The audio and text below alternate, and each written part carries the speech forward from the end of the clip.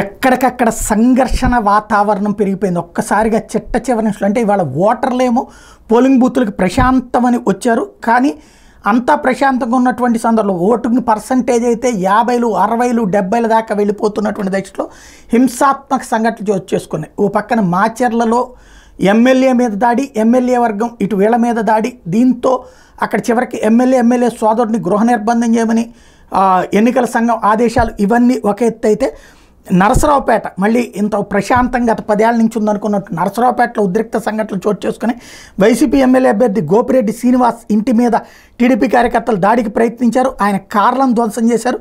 దీంతో రంగంలోకి దిగిన పోలీసులు నిరసనకారుల మీద రబ్బర్ బుల్లెట్లు ప్రయోగించారు.